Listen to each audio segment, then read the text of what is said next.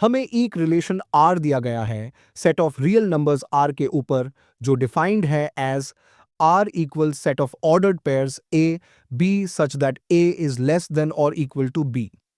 यानी रिलेशन में वही पेयर्स A B होंगे जिसमें A B से छोटा या बराबर होगा। अब हमें चेक करना है कि ये रिफ्लेक्सिव, सिमेट्रिक और ट्रांजिटिव हैं या नहीं। Step one reflexivity check. Relation reflexive तब होता है जब हर आ जो set of real numbers R में है उसके लिए pair a comma R relation में होना चाहिए।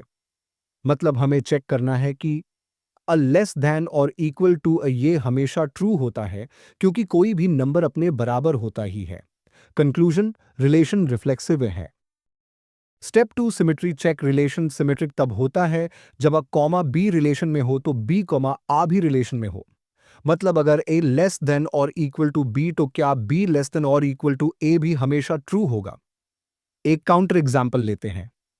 अगर a इक्वल टू 2 और b इक्वल टू 5 तो 2 लेस देन और इक्वल टू 5 यानी 2,5 रिलेशन में है। क्या 5 डैश 2 रिलेशन में होगा? मतलब क्या 5 लेस देन और इक्वल टू 2 है? नहीं। एक भी केस फेल होने से रिलेशन नॉन सिमेट्रिक हो जाता है। कंक्लूजन, रिलेशन सिमेट्रिक नहीं है।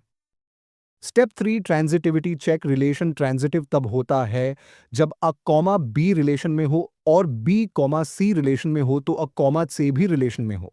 मतलब अगर अ लेस दैन और इक्वल टू बी और बी लेस देन और इक्वल टू सी तो क्या अ लेस देन और इक्वल टू सी भी हमेशा ट्रू होगा। एक एग्जाम्पल लेते हैं। अगर equal to 2 b equal to 5 और सी इक्वल टू 8 तो 2 लेस देन और इक्वल टू 5 5 लेस देन और इक्वल टू 8 तो क्या 2 लेस देन और इक्वल टू 8 भी होगा?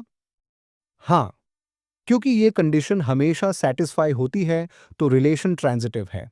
कंक्लूजन, रिलेशन ट्रांजिटिव है। रिलेशन ट्रांजिटिव है। Final answer, relation are reflexive, हाँ सिमेट्रिक नहीं ट्रांजिटिव। हाँ कंक्लूजन, ये रिलेशन रिफ्लेक्सिव और ट्रांजिटिव है लेकिन सिमेट्रिक नहीं है। गिवन रिलेशन, हमें ई के रिलेशन आर दिया गया है रियल नंबर्स आर के ऊपर जो डिफाइंड है R equal to set of all pairs a comma b such that a less than or equal to b cube। मतलब अगर a comma b रिलेशन में है तो a less than और equal to b cube होना चाहिए। अब हमें चेक करना है कि ये रिलेशन रिफ्लेक्सिव, सिमेट्रिक और ट्रांजिटिव है या नहीं। Step one reflexivity check. एक रिलेशन रिफ्लेक्सिव होता है अगर हर रियल नंबर आ के लिए अ कॉमा आ रिलेशन में हो। मतलब हमें चेक करना है कि a less than or equal to a cube for all a belonging to real numbers, checking for all a। अगर equal to 1 1 less than or equal to 1 cube equal to 1 1 true। अगर equal to 2 2 less than or equal to 2 cube equal to 8 true। अगर equal to negative 1 less than or equal to negative 1 cube equal to negative 1 true। Counter example, अगर equal to 1 divided by 2 1 divided by 2 less than और equal to 1 divided by 2 whole cube equal to 1 divided by 8 जो false है। Conclusion, relation reflexive नहीं है क्योंकि एक counter example मिल गया। Step two symmetry check. एक रिलेशन सिमेट्रिक होता है अगर अ कॉमा बी रिलेशन में हो तो बी कॉमा आ भी रिलेशन में हो।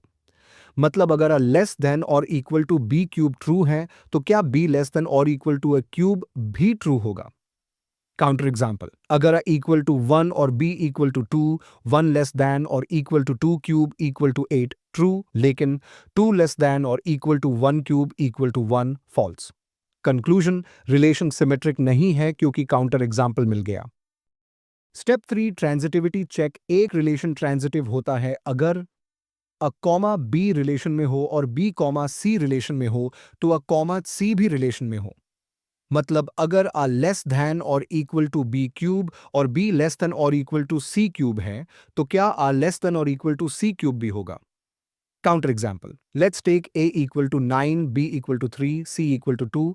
Check a comma b relation में है 9 लेस देन और equal to 3 cube equal to 27 true.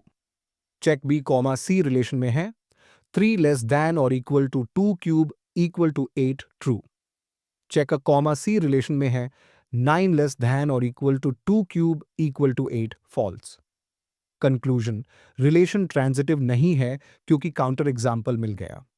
Final conclusion, relation R is neither reflexive nor symmetric nor transitive.